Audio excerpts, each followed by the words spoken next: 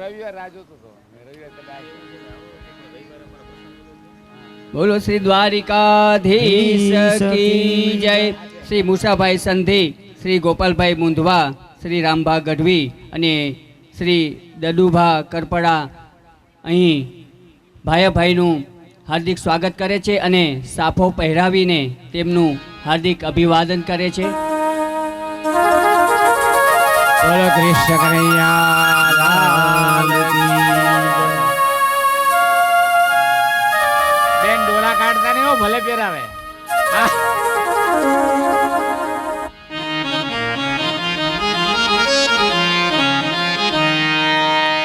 ઓમ નમો ભગવતે વાસુદેવાય.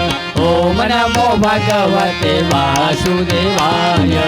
ઓમ નમો ભગવતે વાસુદેવાય. ઓમ નમો ભગવતે વાસુદેવાય. ઓમ નમો ભગવતે વાસુદેવાય. ઓમ નમો ભગવતે વાસુદેવાય. ઓમ નમો ભગવતે વાસુદેવાય. ઓમ નમો ભગવતે વાસુદેવાય. ઓમ નમો ભગવતે વાસુદેવાય. ઓમ નમો ભગવતે વાસુદેવાય.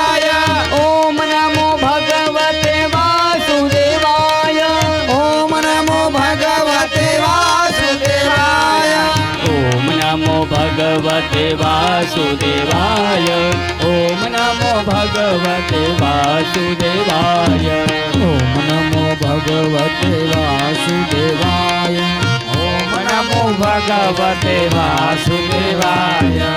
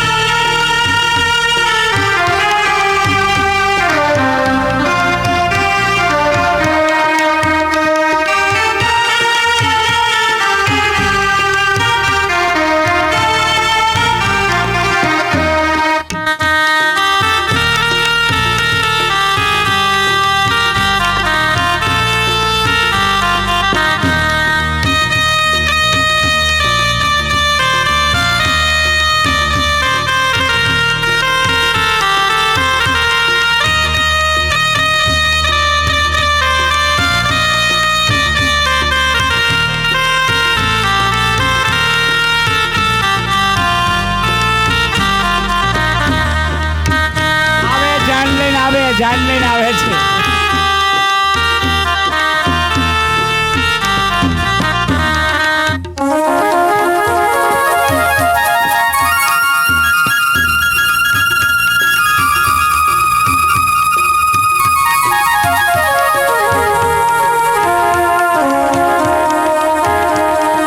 શ્રી કૃષ્ણ ગોવિંદ હરે મુરારી. હે નાથ નારાયણ વાસુદેવા. શ્રી કૃષ્ણ ગોવિંદ હરે. આજ તો જાન આવશે ને, સાફા બાંધીને બધાય આવશે. બોલો દ્વારિકાધીશ કી જય. મારા પરમ સ્નેહી વડીલ મિત્રો, આજે આ હું તો ના પાડતો પણ પરાયણે માન ખાતર મારે આજે છાપો બાંધવો પડે છે. પણ આજે આ ધર્મની ધજા ઉપર જે ધર્મની ધજા ફરકી રહી છે મુસાભાઈ, એના માધ્યમથી આજે વચન આપું છું કે ક્યારે પણ આ વોર્ડની અંદર કે મુસ્લિમ સમાજ હોય કે અન્ય સમાજ હોય એને આ પાઘડીની લાજ નહીં જવા દો. અડધી રાતે દરવાજા ખુલ્લા છે અને જ્યારે પણ આવો ત્યારે આવજો. કોઈ પણ મુશ્કેલી સમયમાં હું તમારી પડખે ઊભો છું. દ્વારકાધીશ કી જય. બોલો ભારત માતા કી. મુસાભાઈ ને હું વિનંતી કરું. હવે બાપુ કહે છે કે જાન આવે છે, જાન આવે છે. પણ બાપુ હું હોરઠનો છું ને, અમારે હોરઠમાં જાન મોડી પડે ને એટલે બેનું દીકરીઓ ગીત ગાય. તો કેવા ગાય? હાંજો રે એ પડીને ઝાલર વાગી હાંજો રે એ પડીને ઝાલર વાગી મારી લાડકડી ના વરવેલાયો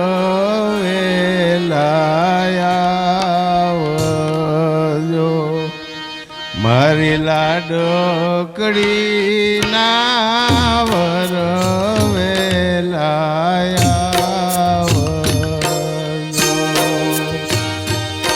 હાજરે એ પડીને ઝાલર વાગી મારી લાડકડી ના વરવેલાયા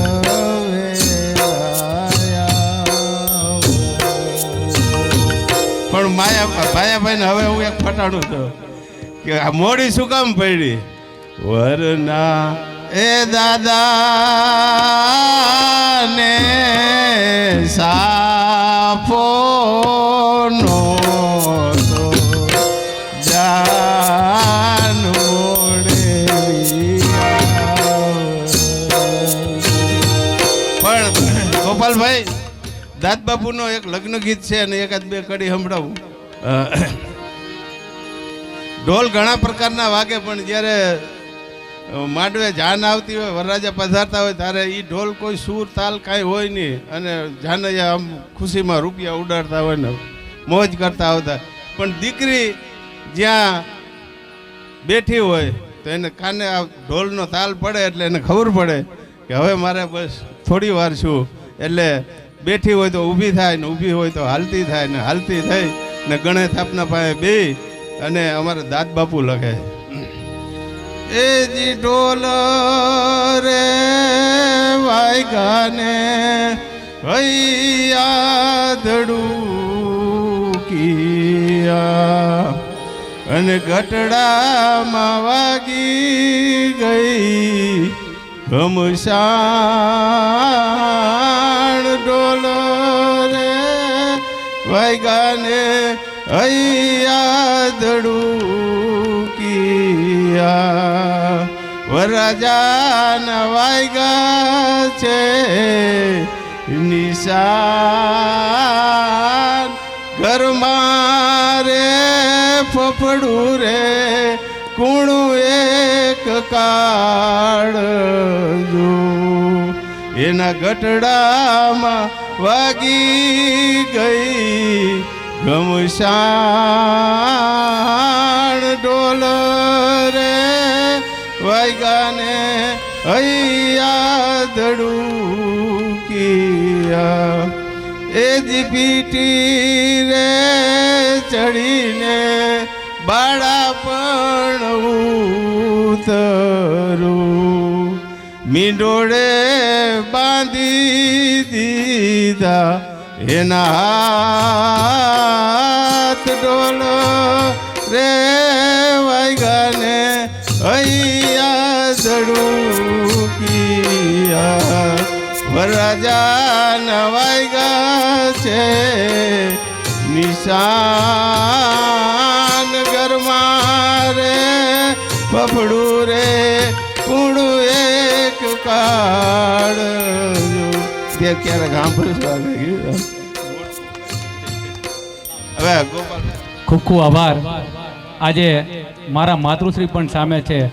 મુસાભાઈ, આ એના ધાવણની તાકાત છે હો. નકર આ એનું ધાવણ ન થયું હોત ને તો આ માન સન્માન આ મોભો આ કાંઈ ન હોતો. આજે એને આ બધું એમના ચરણોની અંદર અર્પણ કરું છું. જે કંઈ આ કાર્ય કરી રહ્યા છીએ અમે ત્રણેય ભાઈઓ અને અમારો પરિવાર, આ એના ધાવણની તાકાત ઉપર આ ધાવણની લાજ નથી જવા દેતો અને આ જવાબ પણ નથી દેવાનો. આજે બધાને ખૂબ ખૂબ આભાર.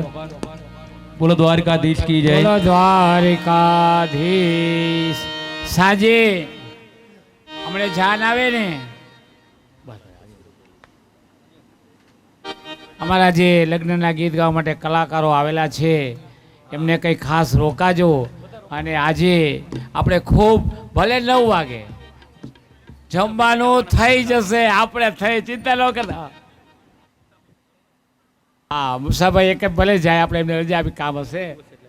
માં કે આજ તો બધું એમના માથે જ, હું પણ જોઉં કેટલી તાકાત છે એમનામાં. બરાબર, મને કીધું ના કહેતા બાપુ ચિંતા ન કરતા, ચિંતા ન કરતા. મને મારી સેલેરીની ચિંતા હતી, પણ હવે એ મટી ગઈ. તાલીથી વધાવો, ખૂબ ખૂબ ધન્યવાદ. હવે આપણે કથાને આગળ લઈએ. આવી રીતે રાધા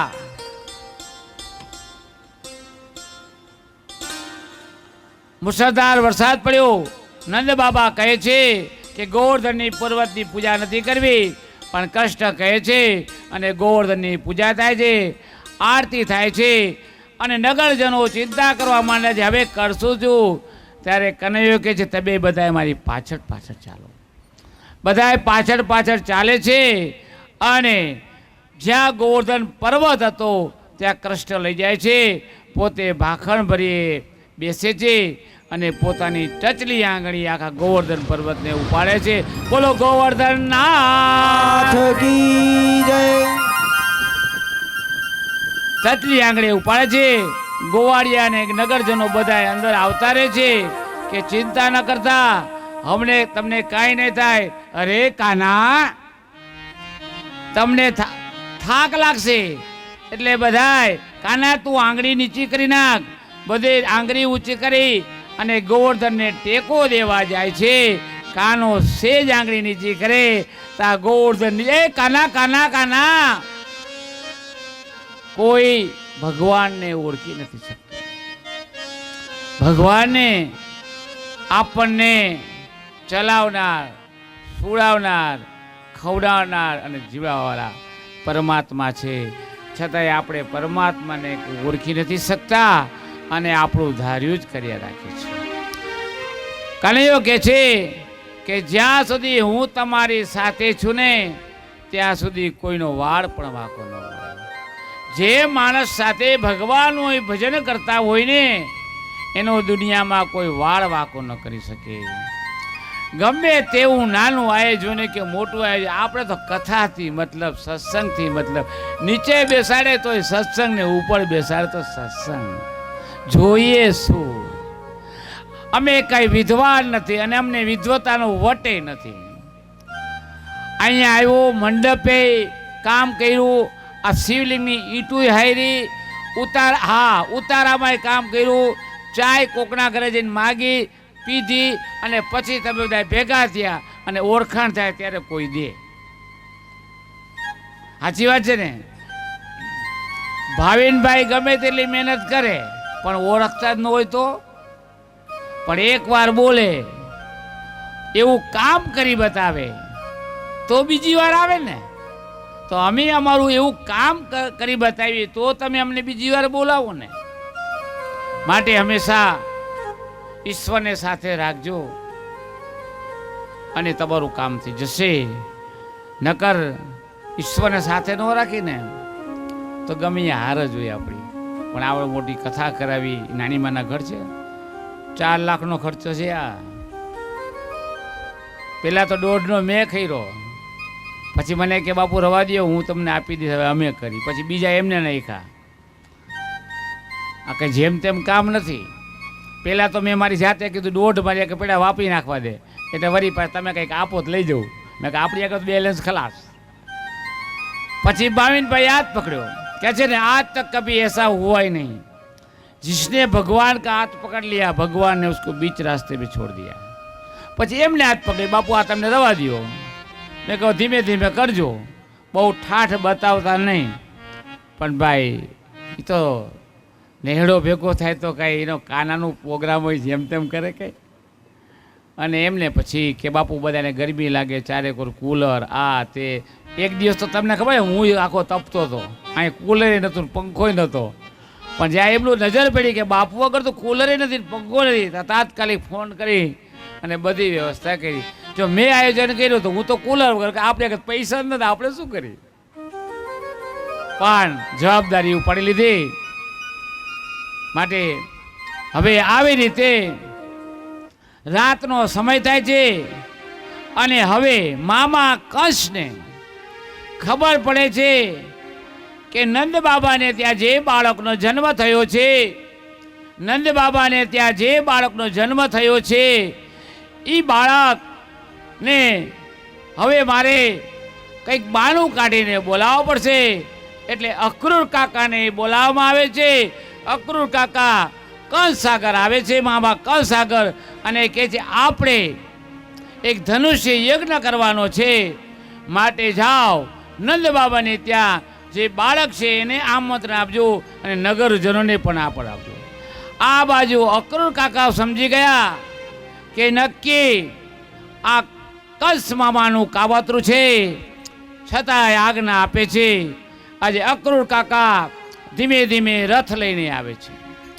રથ આવે છે રાતના સમયે નંદ બાબાને ત્યાં, મૈયાને ત્યાં બાયણું ખકડાવે છે. એક બાજુ બલરામ સૂતા હતા, એક બાજુ કૃષ્ણ પરમાત્મા સૂતા હતા. અક્રૂર કાકા આવે છે. અક્રૂર કાકા નંદ બાબાને વાત કરે છે, પેલા ભોજન પ્રસાદ કરે છે. તમને ખબર છે ને કે નેહરામાં જાય ને એટલે બાજે રોટલો, દૂધ, માખણ ખાધા વગર કોઈ દિવસ આપણને મોકલે નહીં. આપણા ઘરે કોઈ મહેમાન પૂછીએ જમીને આવ્યા, પણ ત્યાં તો જમવાનું બનાવી જ નાખે રસોડામાં જઈને, કેવું ન પડે. એને નામ નેહળો કહેવાય.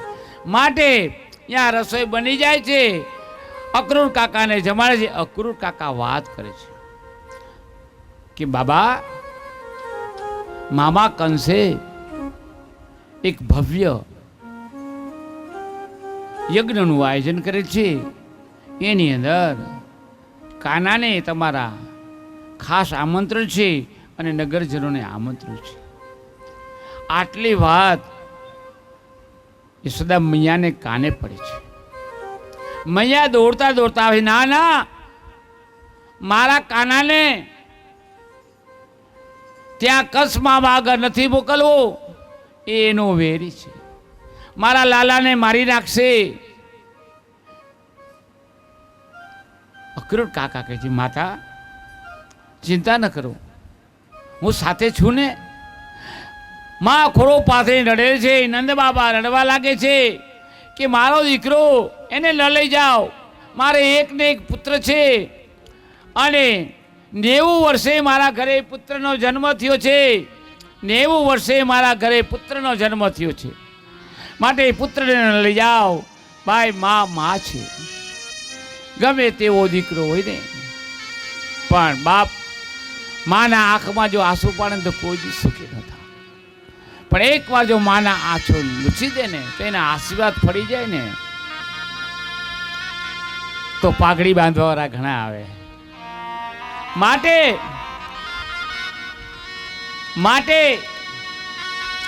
હવે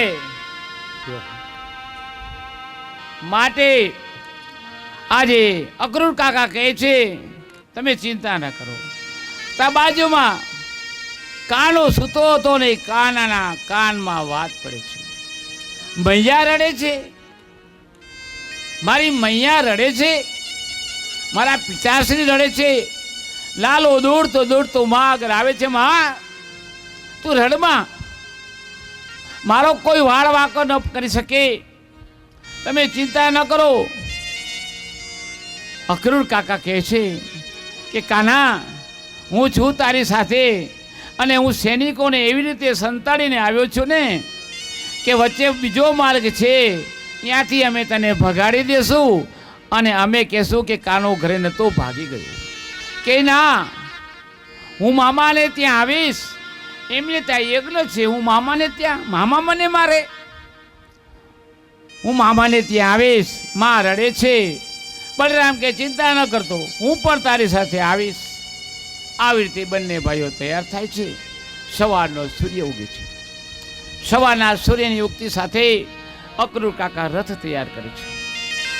અક્રૂર કાકા રથ તૈયાર કરે છે અને એ રથની અંદર આજે બલરામ અને કાનને લઈ જવાના હતા. નગરમાં ચર્ચા થાય છે કે આજે આપણો કાનો ગોકુળ છોડી મથુરા જઈ રહ્યો છે. ગોપીઓ બધી વિલાપ કરવા લાગી કે કાના, તે અમારી સાથે આનંદ કર્યો, અમારી મટકીઓ ફોડી, અમારા વસ્ત્રહરણ કર્યા, અમારી સાથે ગોપી ગીત ગાયા, અમારી સાથે પ્રેમ કરી. ગો માને ઇન્દ્રિયાને, પી માને પીવા. જે અમે ઇન્દ્રિયો પી અને તને વશ કર્યો છે, અમે બધું છોડી અને તને યાદ કરીએ. તું અમને છોડીને જતો રહીશ? તું અમને છોડીને જતો રહીશ? કાનો કે છે, નાના તમે ચિંતા ન કરો, હું તો મારે મામાને ત્યાં એક યજ્ઞ છે એટલા માટે જઈ રહ્યો છું. આ બાજુ રથ તૈયાર થાય છે, નગરજનો ચારેકોર આવે છે. આજે નંદ બાબા અને મૈયા કાનાનો હાથ પકડી રથમાં બેસાડવા જાય છે. ત્યારે મારો કવિ શું કહે છે? આવા રથડે બેસીને હરી હાલિયા રો. ભગવાન આજ હાલતા થાય છે અને રથમાં બેસાડવા જાય છે. રથડે બેસીને હરી હાલિયા રો.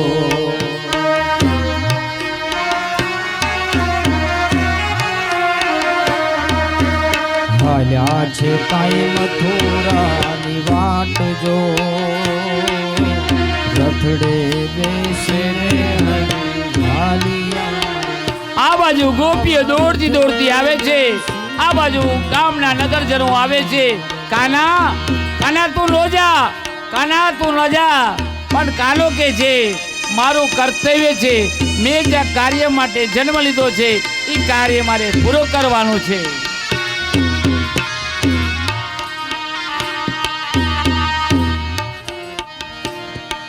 હે રોતા મેલ્યા છે ગ્વાલ બાલને રેલો. આજે જેની ગોવાળિયાની ટોળી હતી, મનસુખો, એ બધા રડવા લાગે છે. અરે મિત્ર, તું અમને છોડીને જાસ? રોતા મેલ્યા છે ગ્વાલ બાલને રેલો.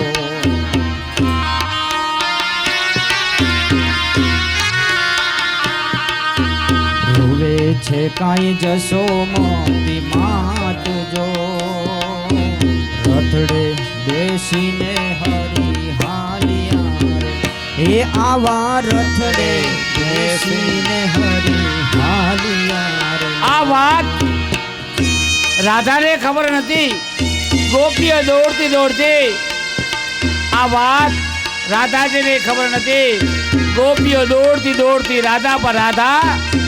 રાધા એક ખોળામાં બેઠી હતી. રાધા, તને ખબર છે કે ના, આજે કૃષ્ણ પરમાત્મા મથુરામાં જાય છે? રાધા કહે છે, ન જાય. એને મને વચન આપ્યું છે, મને છડી ન જાય. અને એ કહે છે, નાના. રાધા ઝરોખી બારી ખોલે છે અને રથ જોવે છે. રાધા આંખમાંથી આંસુ પાડે. કપટી કંસના તે તેડા આવ્યા રેલો.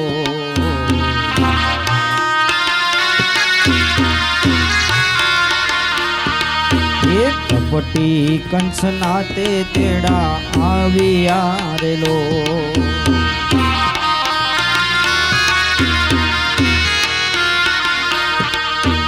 ફફડી ઉત્યા હૈયા કે રથાવજો.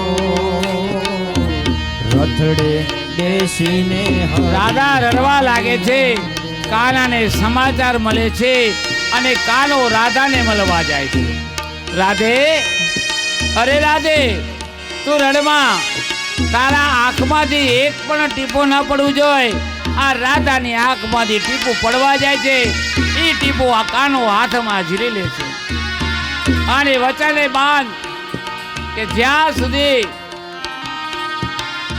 હું તને મળવા ન આવું, તારે આંખમાંથી એક પણ ટીપું પાડવા નથી. આ રાધા વચને બંધાય છે. રાધા વચને બંધાય છે. આ બાજુ ગોપીઓ રથ આગળ સૂઈ જાય છે. કાના તું ન જા. કાનો આજે ગોપીઓને સમજાવે છે. જાજુ શું કહેવું મારા શ્યામને લો,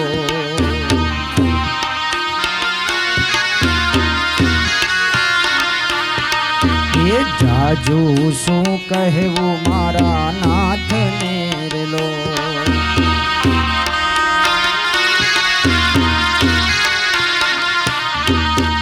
કંપી ઉઠ્યા હૈયા કેરા તારજો, રથડે બેસીને હરી હાલ્યા રે. હે આવા રથડે બેસીને હરી હાલ્યા. ત્યાં રથની દોરી ખેંચાય છે. ગોપીઓ આડી સૂઈ જાય છે.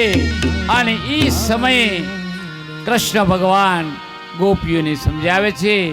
ગોપીઓ આરે વચને બંધાય છે કે તમે ચિંતા ન કરો, હું તમારા હૃદયમાં વાસ કરીશ. અને રથના પગલાં ધીમે ધીમે હજુ ચાલુ રાખ્યું. આગળ રથ ચાલતો જાય છે. અને જ્યાં રથ થોડો આગળ જાય અને રાધા દોડી અને એક પહાડની ઉપર રાધા દોડતી કાના આજ કાનો તેની સામે નજર કરે છે.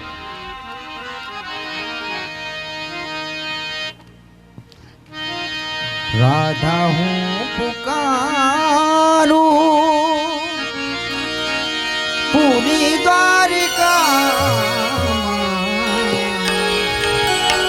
મારી રાધા વિના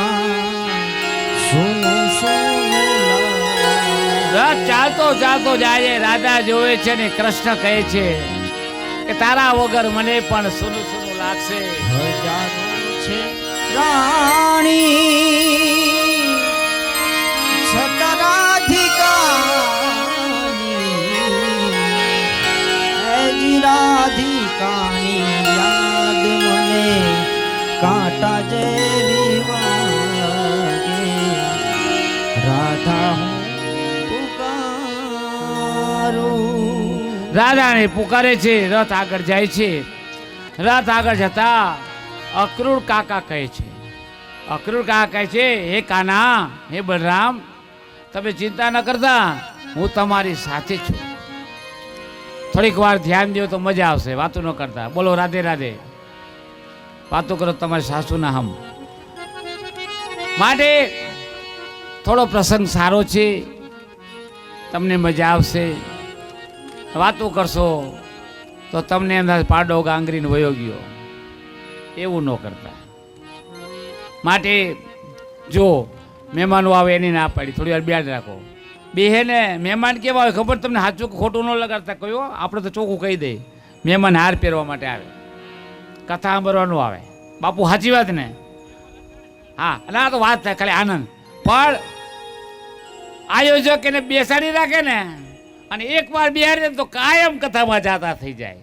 એટલે અમારા ભાવિનભાઈ બધાને બેસાડે છે અને કથા સંભળાવે છે અને પછી લાવે છે. નકર તો શું થાય, મારા જેવું કંઈક કથા આવે, હું ખુદ મારી વાત કરું, મને કોઈ આમંત્રણ આપે એટલે મને પછી કવર આપી દે એટલે ઓયો જાઉં કે આપણું કામ થઈ ગયું પૂરું. એટલે આનંદ કરવાની વાત છે, કોઈને કંઈ કહેતો નથી. માટે રથ આગળ જાય છે અને એ સમયે અક્રૂર કાકા કહે છે કૃષ્ણને બલરામને કે તમે ચિંતા ન કરતા, હું તમારી સાથે છું. મામો કંસ તમારો વાળ પણ વાંકો ન કરી શકે જ્યાં સુધી તમારા કાકા સાથે ત્યાં સુધી. અને ત્યાં એક સરોવર આવે છે.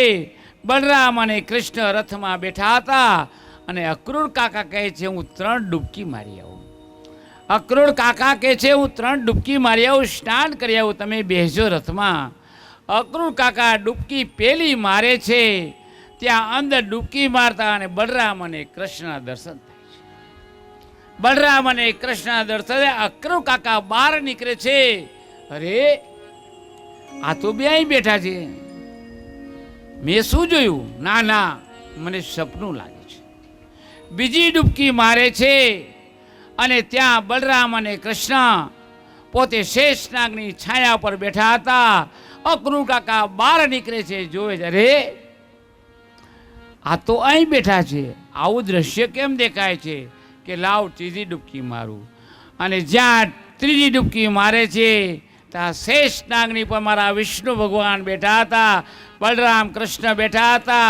અને અક્રૂર કાકા સમજી ગયા કે જેની સાથે હું જઈ રહ્યો છું એનો કોઈ વાળ વાંકો ન કરે, મને તો ખાલી નિમિત્ત બનાવ્યો. એનું અભિમાન પણ ભગવાને ઉતારી દીધું. ત્યાંથી રથ આગળ જાય છે. જલ્દી હવે આપણે લગ્નની તૈયારી. રથ આગળ જાય છે અને મથુરાની અંદર સુંદર મજાની તૈયારી કરી હતી. બલરામ અને કૃષ્ણને નગરજનો માટે કંસ મામાએ વ્યવસ્થા કરી હતી. પણ છતાંય આજે બલરામ અને કૃષ્ણ કહે છે લાવ નગરની ચર્ચા કરી આવું. બધું નહીં કહી શકું, થોડુંક શોર્ટકટમાં કહી માટે નગર ચર્ચા કરવા જાય છે. નગર ચર્ચા કરવા જાતા જાતા એ શિવ મંદિરે જાય છે.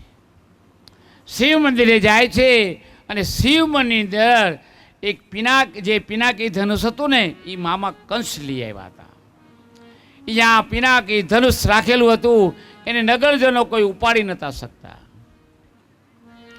જ્યારે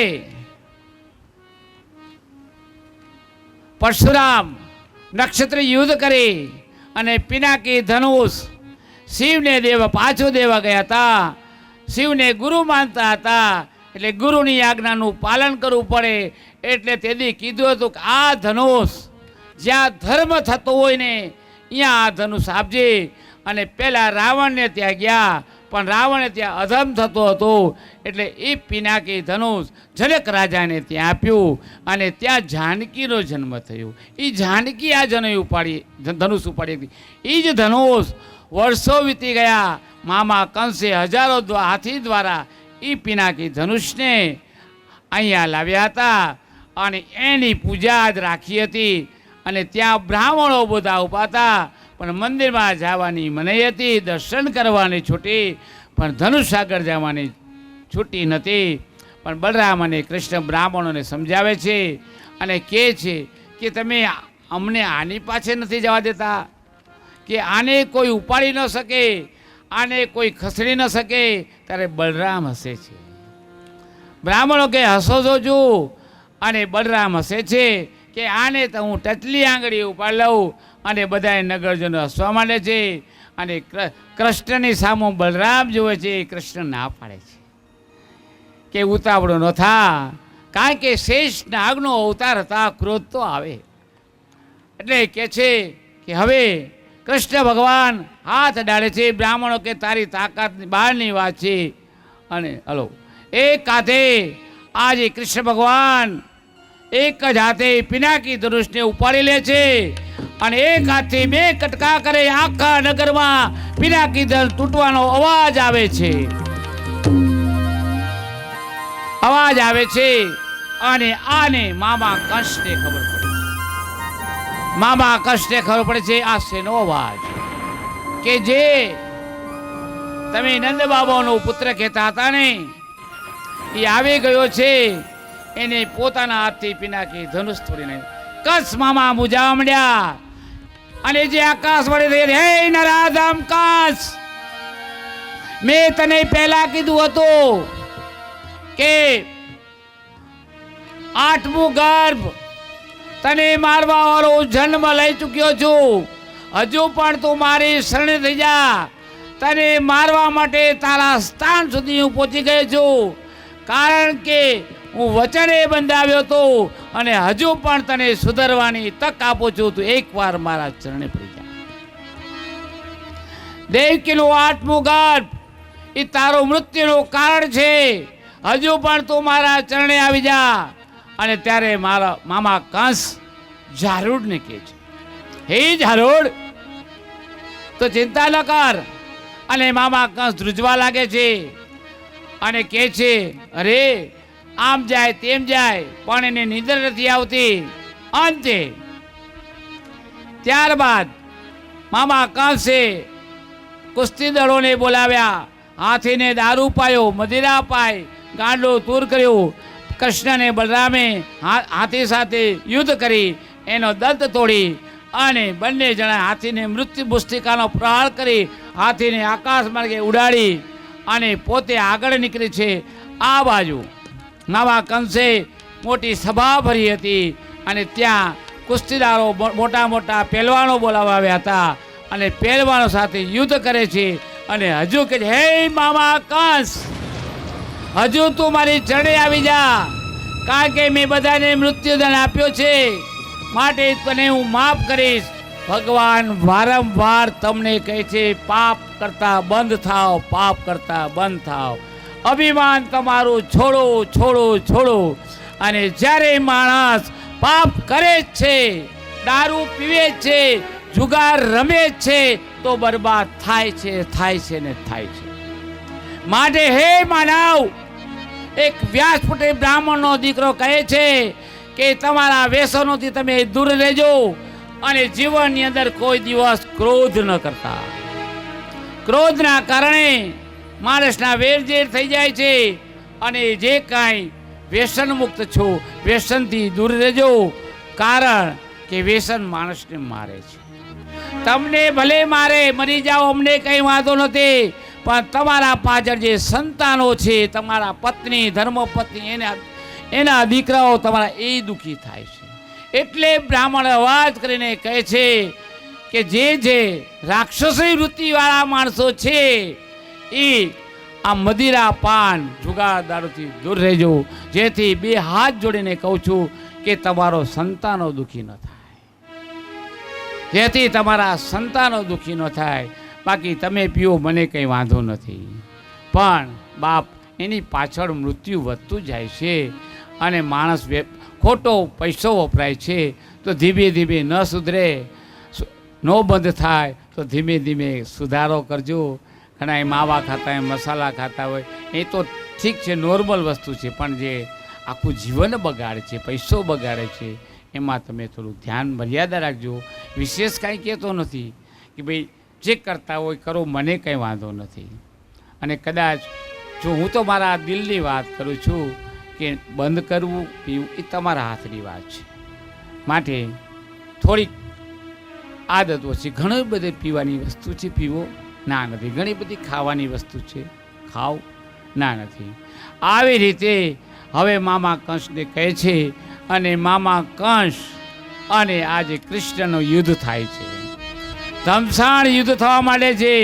આ બાજુ બલરામ પણ યુદ્ધ કરવા માંડે છે.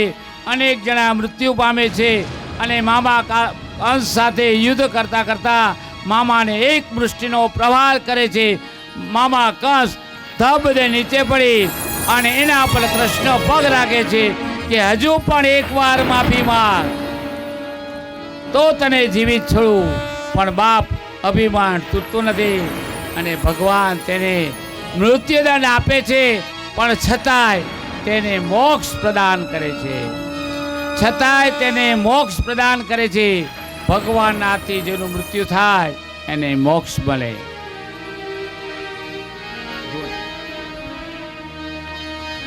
હે શ્રીમન્નારાયણ નારાયણ નારાયણ, શ્રીમન્નારાયણ નારાયણ નારાયણ, હે શ્રીમન્નારાયણ નારાયણ નારાયણ, શ્રીમન્નારાયણ નારાયણ નારાયણ, હે ભજમન નારાયણ નારાયણ નારાયણ, ભજમન નારાયણ નારાયણ નારાયણ, ભજમન નારાયણ નારાયણ નારાયણ, ભજમન નારાયણ નારાયણ નારાયણ, નારાયણ નારાયણ નારાયણ, શ્રીમન નારાયણ નારાયણ નારાયણ, હે ભજમન નારાયણ નારાયણ નારાયણ.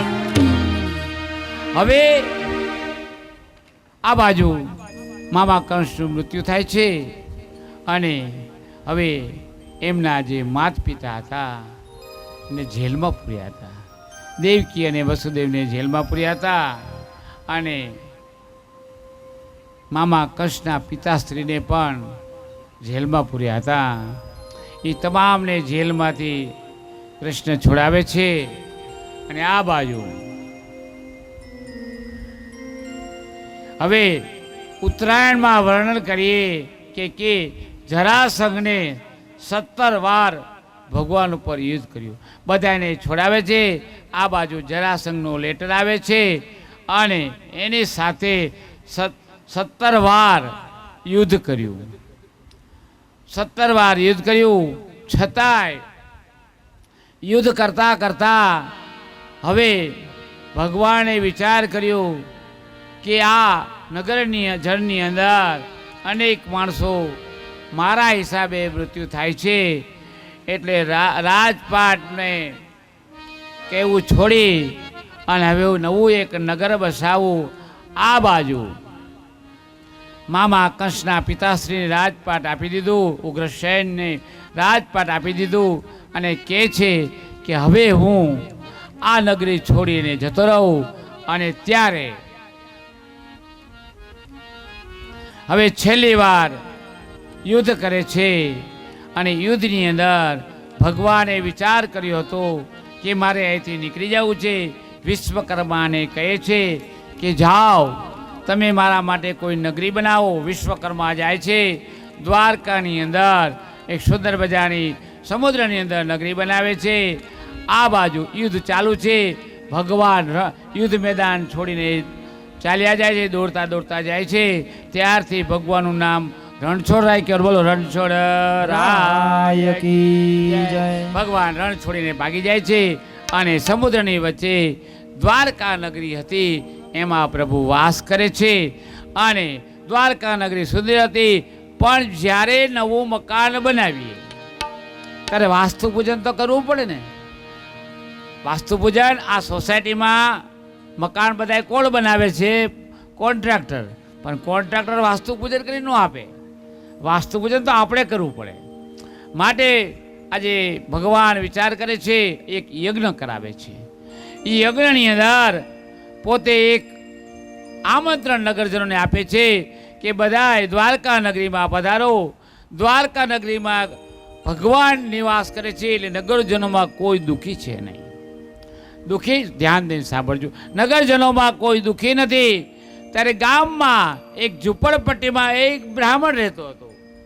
એ બ્રાહ્મણ દોડતો દોડતો આવે છે અને કૃષ્ણને કહે તમારો યજ્ઞ બંધ કરો. તમે ગામમાં ઢંઢેરો પીટો છે કે કોઈ દુઃખી નથી, હું દુઃખી છું. ત્યારે બાજુમાં બેઠેલો અર્જુન બોલે છે કે તમે કેમ દુઃખી છો? કૃષ્ણ તો સ્વાહા સ્વાહા કરતા હતા. પરમાત્માને બધી ખબર હતી કે મારા 2 પુત્ર મરી ગયા, એને રક્ષણ કરવા વાળું કોઈ ના આવ્યું. મારી પત્ની હવે ગર્ભવતી છે, એની પ્રસૂતાની પીડા થઈ રહી છે, અને ભગવાન તમે જો યજ્ઞ કરતા હોય તો અમારો 3જા પુત્રને તમે બચાવો. અર્જુન વિચાર કરે છે, ભગવાન બોલતા નથી, બ્રાહ્મણને ક્રોધ આવે છે. અશબ્દ બોલવા માટે છે કૃષ્ણ વિશે, અને કૃષ્ણ ભગવાન સહન કરતા જાય છે. ત્યારે અર્જુનને ક્રોધ આવે છે. જ્યારે તમારા મિત્રને કોઈ આડું કહે તો મિત્રને ક્રોધ આવે. માટે અર્જુનને ક્રોધ આવે છે, હે બ્રાહ્મણ, બસ તું મને ઓળખેશ, હું અર્જુન એક તીરમાં તારું મસ્તક કાપી નાખીશ. એક શબ્દ બોલતો નહીં. કૃષ્ણ ના પાડે છે. બ્રાહ્મણ છે કે શું છે? તો બ્રાહ્મણ કહે છે કે તું શસ્ત્રધારી ભલે હોય, કૃષ્ણનો મિત્ર ભલે હોય, પણ મારા ઘરે જ્યાં સંતાન પ્રાપ્ત થવાનું છે એની રક્ષા તું કરી શકીશ? ત્યારે અર્જુન કહે છે હા, હું રક્ષા કરી શકીશ. કૃષ્ણ ના પાડે છે. પણ અર્જુન ક્રોધિત થઈને ઊભો થાય છે. બ્રાહ્મણ કે જે હાથમાં જળ લે અને જળ આપી પ્રતિજ્ઞા કરાવે છે અને કહે છે, અર્જુન કે જો હું તારા બાળકની રક્ષા ન કરું તો હું આ ધરતી ઉપર તીર મારી અગ્નિ ઉત્પન્ન કરી એમાં અગ્નિ સ્નાન કરીશ. આ વચન અપાયા. કૃષ્ણ મૂંઝાય છે, અર્જુન આ તે શું કર્યું? અને અર્જુન જાય છે બ્રાહ્મણ સાથે, અને જ્યાં ઝૂંપડી હતી ત્યાં તીર મારે છે અને ઝૂંપડીમાં કવચ બની જાય છે. એ કવચ બની જાય છે કે આમાંથી જીવ નહીં નીકળે. આ શરીરની અંદર પણ આપણો એક કવચ છે, જીવ એ કવચની અંદર છે. કવચ બની જાય છે અને ત્યાં પ્રસૂતિની પીડા થાય અને થોડીક વાર બાળકનો રુદનનો અવાજ આવે છે. અને 2 મિનિટ થાય ત્યાં માતાના રુદનનો અવાજ આવે છે. બ્રાહ્મણ કહે છે, હે અર્જુન ત્યાં શું કર્યું? તું તો કહેતો હતો રક્ષણ કરું, પણ બાપ એનો પણ જીવ જતો રહ્યો. અર્જુન વિચાર કરે છે, આવડું મોટું ભગવાને કવચ બનાવ્યું તમારામાં ને મારામાં, છતાં પણ આ કવચમાંથી એક દિવસ જીવ જતો રહે છે. આ કવચમાંથી એક દિવસ જીવ જતો રહે છે. વિચાર કરે છે. અર્જુન કહે છે, ચિંતા ન કર બ્રાહ્મણ, હું અત્યારે યમદૂત નગરીમાં જાઉં છું, તારા બાળકનો જીવ પાછો લઈને આવું છું. અર્જુન વિદ્યા જાણતો તો આકાશ માર્ગે જાય છે, યમદૂતો આગળ જાય છે, કાલાવાલા કરે છે. યમના દૂતો કહે છે, અહીં આવેલો જીવ કોઈ દી પાછો ન મળે, અહીં આવેલો જીવ કદી પાછો ન મળે, માટે તું અહીંથી ચાલ્યો જા. અને આજે અર્જુનને ક્રોધ આવે છે અને બ્રહ્માસ્ત્ર કાઢે છે અને કહે છે, હે હું આખો આ નગરીને બાળીને ભસ્મ કરી નાખીશ. આ વાતની બ્રહ્માને ખબર પડી છે. બ્રહ્મા દોડતા દોડતા આવે છે, અર્જુનને કહે છે, એક બ્રાહ્મણના બાળકને બચાવવા માટે તું અનેકના જીવ લઈ લઈશ, માટે બ્રહ્માસ્ત્રને પાછું મૂક, કે બ્રહ્માસ્ત્ર પાછું જાય નહીં, એને આકાશ માર્ગે છોડી દે. અને આવી નીચે આવે છે અને બ્રાહ્મણે કહે છે કે હવે તે વરદાન વચન લીધું હતું, અગ્નિ સ્નાન કર. અર્જુન આજે પૃથ્વી ઉપર તીર મારે છે, અગ્નિ સ્નાન કરવા માટે જાય છે. ત્યાં કૃષ્ણ રથ આવે છે. કૃષ્ણ હાથ પકડે છે, હે અર્જુન આ શું કરી રહ્યો છે? આત્મહત્યા કરવી મહાપાપ છે, આત્મહત્યા કરવી મહાપાપ છે. અર્જુન તું ઉભો રહે. પ્રભુ મેં બ્રાહ્મણને વરદાન આપ્યું છે, તો કે તું મારી સાથે રહેવા છતાંય અધૂરું છે. ગમે તેટલી ભક્તિ કરો બાપ, આપણે અધૂરા છે. તો હજુ અધૂરો છે, ચાલ મારી સાથે. આજે અર્જુન તું રથ ચલાવ, હું પાછળ બેસું છું. અને આજે અર્જુન રથ ચલાવે છે, ભગવાન લઈ જાય છે તેને. અર્જુન રથ ચલાવતા ભગવાન રસ્તો ચીંધે છે. પેલા યમનગરી આવે છે કે બસ તું આ દ્વારથી પાછો આવ્યો, હજુ આગળ રથ ચલાવે. એમ કરતા કરતા 9 દ્વાર સુધી રથ પહોંચાડે છે. જેવી રીતે આપણા શરીરની અંદર 9 દ્વાર છે, અને જ્યાં સુધી ભક્તિ કરતા કરતા 9 દ્વારો ન ખુલે ત્યાં સુધી ભક્તિ પરિપૂર્ણ ન કહેવાય, ભક્તિ પરિપૂર્ણ ન કહેવાય. અને અંતે આજે અર્જુન રથ આગતો આગતો 10મા દ્વારે જાય છે. ત્યાં શેષનાગના ઉપર બેઠેલા વિષ્ણુ લક્ષ્મી આજે કહે છે કે હે અર્જુન તું અહીંયા શું આવ્યો? હે અર્જુન તું અહીંયા શું આવ્યો? આ બાજુ કૃષ્ણ સામું જોવે, આ બાજુ વિષ્ણુ સામે જોવે. અરે બંને એક જ સ્વરૂપ છે. હું જેની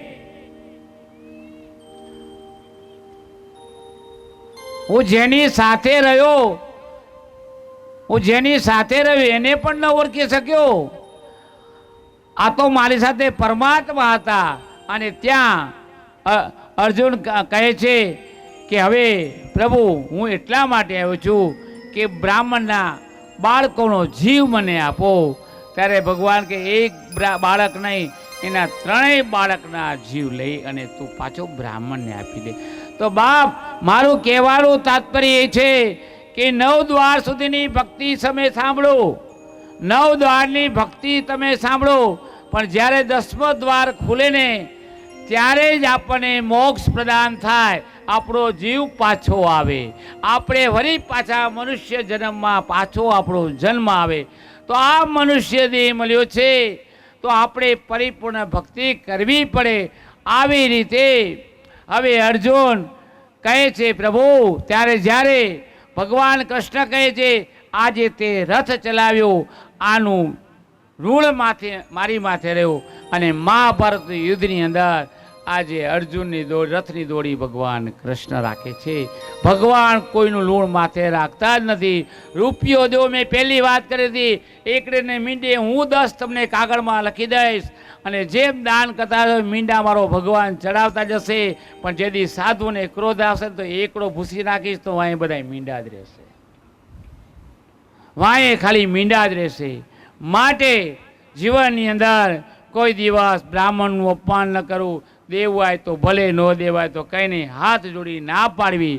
બ્રાહ્મણનું અપમાન ન કરાય, સાધુ સંતોનું અપમાન ન કરાય, ઘરમાં માતા પિતાનું અપમાન ન કરાય, વડીલનું અપમાન ન કરાય, અને ખાસ મિત્રનું અપમાન ન કરાય. હવે જાનની તૈયારી થઈ ગઈ હોય તો કથાને શોર્ટકટમાં લઈ લઈએ. 2 મિનિટ અમારા શાસ્ત્રીજી આપણે ધૂન બૂન ગાઓ, હું પાણી પીલો. સર્વ કાર્યસુ સર્વદા યા દેવી સર્વભૂતેષુ મા વાણી રૂપેણ સંસ્થિતા નમસ્તસ્ય નમસ્તસ્ય મા નમસ્તસ્ય નમો નમઃ યા દેવી સર્વભૂતેષુ માતુ વિદ્યા રૂપે સંસ્થિતા નમસ્તસ્ય નમસ્તસ્ય નમસ્તસ્ય નમો નમઃ. ઓ પ્રથમ શ્રી ગણેશ એ બેસાડો એ મારા ગણેશ દુદાડા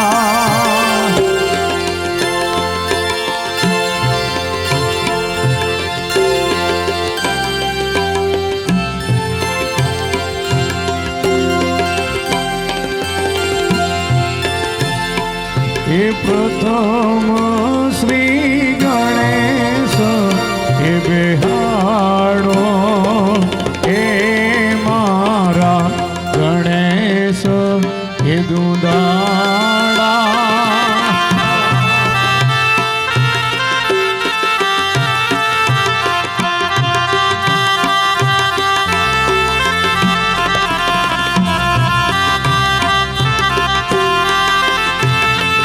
એ ગણેશ જીવરદાન દેજો એ મારા ગણેશ દુદાડા ગણેશજી તમે વરદાન દે